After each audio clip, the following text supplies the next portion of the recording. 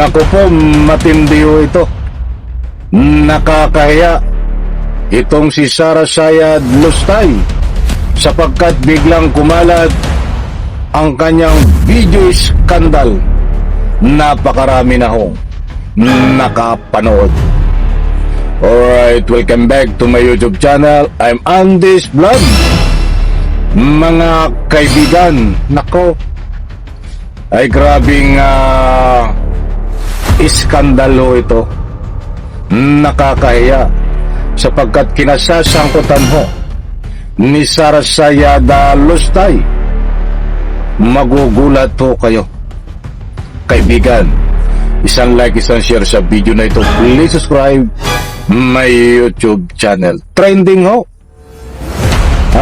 Halos buong mundo ay nakapanood na nitong video scandal ni Sara Sayad Lustay. At sa lahat po ng aking mga taga-subaybay, baka hindi nyo pa ito nakapanood, doon lang po sa hindi nakapanood. Ito na po, pwede nyo pong mapanood, kaya lang ho, pasintabi muna sa mga bata. Parental guidance. Nako, grabe.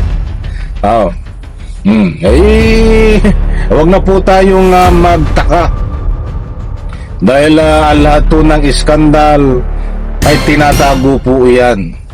Subalit aksidente minsan o yung iba ay sinasadya ho na ilabas. But iba ho ang pangyayari dito kay Sara Sayad sapagkat siya mismo ang nasa video. Kaya't nandito na po ang pag-amin at mismo ang Malacanang na din ho ang nagkumpirma na itong iskandal ni Sara Sayad Lustay Duterte na ngayon ho ang mainit na usapin. Siya po ang nasa video, mga kaibigan, at ito ang dahilan. Ako, ay grabe ho. Kapit mga kaibigan, ito wag na po nating patagalin. Iskandal na naman ni Sara Sayad Lustay. Nakakahiya po ito, mga kaibigan. Ito, So, hindi totoo na patungkol daw sa kahinaan ng liderato sa administrasyon. Kung hindi ito ay sa patuloy na pang-aabuso sa kapangyarihan para lamang sa kanilang mga kaalyado. Yes, may we have your statement about the message of Vice President Sara Duterte saying that the conflict now in the Senate reflects the leadership of the administration. To be exact, she said, yung kaguluhan sa Senado ay nagsasalamin sa leadership ng administrasyon. Yung kaguluhan at kawalang direksyon ng ating bansa ay nagsasalamin kung ano yung klase ng leadership na meron ng nakaupo sa palasyo at ng ating administrasyon dahil lahat naman ng tao ay nare-recognize sila kung ano yung direksyon ng isang leader. Your comment on that, ma'am. Eto na, mga kaibigan. Ito na po. Huwag kayong bibitaw kapit. Nako, iskandal kung paano ito nangyari, mga kaibigan. Ay biktima pala ito.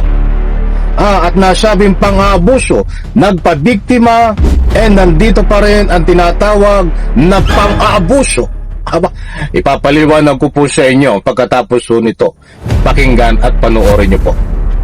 Okay, ang paulit-ulit na kasinungalingan ay naglalagay sa atin sa isang kumunoy. Habang ang Pangulo ay patuloy na nagtatrabaho para ayusin, mabigyan ng mga tulong para mapaganda ang buhay ng bawat Pilipino, lalong-lalo na't may kinakaharap tayong global world crisis, pati na po ang nangyaring lindol sa Mindanao. Patuloy na nagtatrabaho, samantalang ang Vice Presidente ay patuloy sa paninira at binabago ang naratibo. Ang dapat natin tandaan, ito naman ay nasa records. Putukan na nangyari sa Senado, hindi po ito pinag-utos ng Pangulo. Ito ay may pagsang-ayon si Senator Alan Cayetano. Nako! Inamin din naman si Senator Bato de la Rosa kung bakit pinilit na siya'y pumunta at bumoto. Una, to change the leadership. Pangalawa, for the impeachment. So ang mga tao sa likod na to, ang lahat ng ito, lahat sila yung nagsasabing dapat na ibasura ang impeachment. Ito ay lahat para sa proteksyon ng Vice Presidente. Ang pagpapatakas kay Senator Bato de la Rosa sa tulong ni Senator Robin Padilla, Nako. hindi ito nanggagaling sa Pangulo. Ang dalawang sinabi nating senador ay kaalyado ng Vice Presidente. Nako. So, hindi totoo na patungkol daw sa kahinaan ng liderato sa administrasyon. Kung hindi ito ay sa patuloy na pang-aabuso sa kapangyarihan para lamang sa kanilang mga kaalyado. So, huwag sana mamihasa sa pagdudungis ng iba para magmukhang biktima sa ating mga mata. You said speaking. Nako, ay grabe. Nakakahiya ka, Sara Sayad Lustay, ang iyong skandal. Ito, basa po muna tayo ng ilang komento. At saka po natin bibigyan ng anumang public opinion. Ito, huwag na natin basahin itong mga pangalan nila. Ito ang sinasabi, buhat dito sa public opinion. Isang skandal na naman. Itong ginagawa ni Sara Duterte. Pabiktim, samantalang siya ang nangaabuso sa kapangyarihan. Aba, ay magandang komento yun. Pabiktim siya, ba't siya naman ang nangaabuso sa kapangyarihan? Ito pa, bakit tuwing lalabas at nagpapa-interview itong si Sara Lustay, siya ay pabiktim at may dalang iskandal? Aba, ay puro iskandalo mga kaibigan. Saba, iskandaluso. Kasi maraming meaning po ng iskandal eh. Ito pa, last na lang, baka tayo ko lang yung sa oras. Si Queen of Scandal talaga ito at Queen of Magnanakaw, si Sara Piatos. Queen ka daw ng iskandal, Queen ng Magnanakaw. Pabiktim, samantalang ikaw ang abusado. Ayoko nang basahin yung madami kasi puro iskandal lang sinasabi nila. Mga kaibigan, hindi po tayo nagpapakalat ng anumang fake news dito. Kung nasabi po natin na itong si Sara Sayad Lustay ay mayroon pong video iskandal, nandiyan po naman, inilahad ko po sa inyo at ibinahagi na napakarami na po ang nakapanood, nag-trending at pinagkaguluhan. Halos buong mundo ang nakapanood. Disclaimer lang mga kaibigan, marami po ang meaning ng video iskandal.